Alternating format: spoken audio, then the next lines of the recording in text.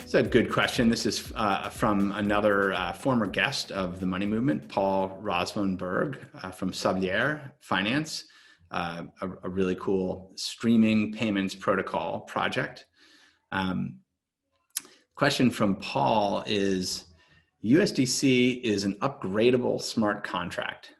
Does Circle have in mind the prospect of a native interest rate payable directly to USDC holders?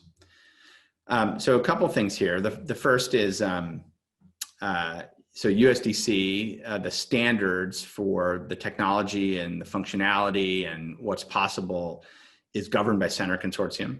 That includes Coinbase and Circle, and there are other third-party developers that are contributing to the ongoing development of the protocol itself. And that's all open source. That's up on GitHub. There's a major upgrade recently to USDC into the version 2 of the smart contract.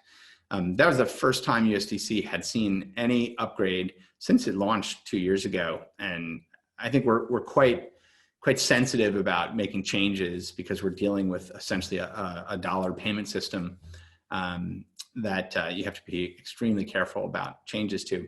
The idea of sort of USDC token holders being able to be paid a native interest rate is a really interesting one. And I think it's something that, perhaps financial institutions that are issuers of USDC or other financial institutions that are interacting with USDC might be interested in being able to do. But it isn't necessarily something that Center itself can do, because Center is just a sort of standards and governance organization.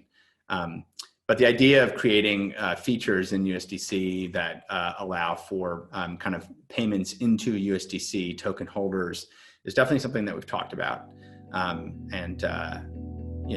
Stay tuned.